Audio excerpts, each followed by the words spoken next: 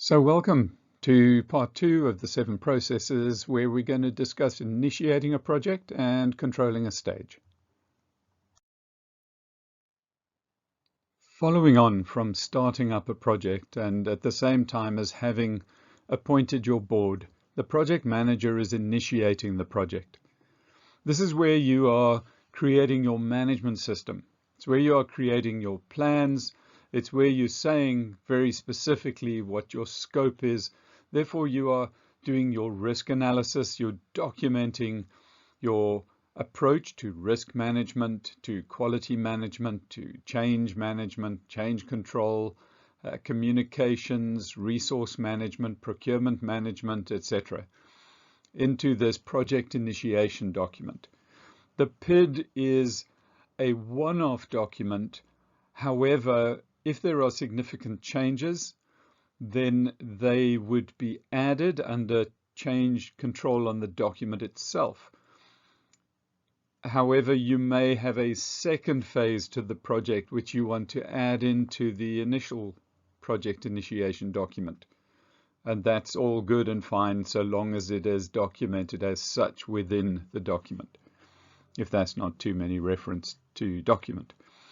Anyway, this is where you're setting your baseline and you are showing how you are going to maintain a control posture throughout the project.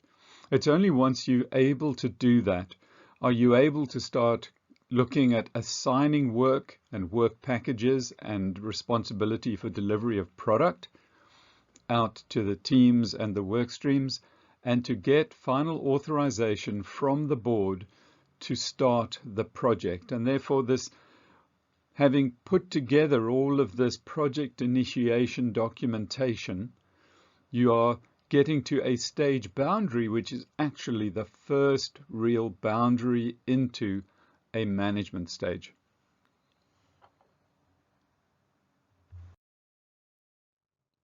Here we are again. Simple diagram. Project manager managing the initiation stage. And when the initiation stage is complete, you are looking for approval to move into an actual management stage, which starts with delivering the product. So initiation stage, we're going to start talking about the controlling of a management stage and the role and responsibility and linkage with the team manager.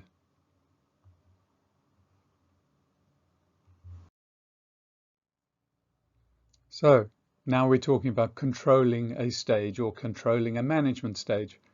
This is where the project manager both assigns the work to the team leader or the team manager, who is below him, being given a work stream and a work package and a product to deliver.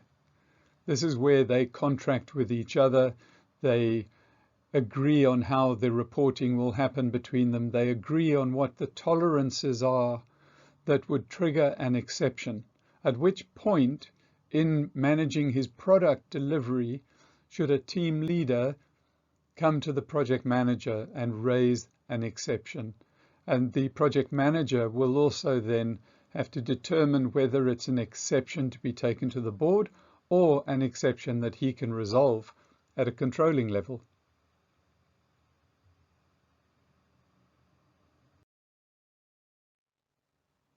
At this point in the overall process, the project manager is controlling the management stages, and there can be many stages with many products or many stages with one product at the end of it.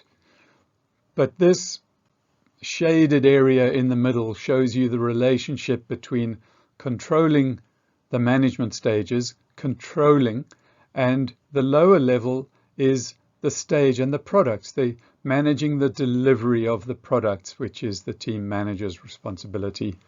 So you can have iterations or incremental product development, product release through the different management stages.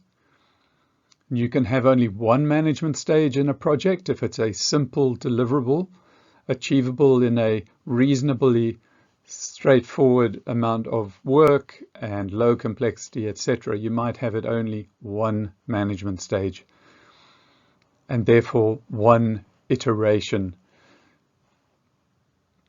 But here you have in the diagram just this can happen many times.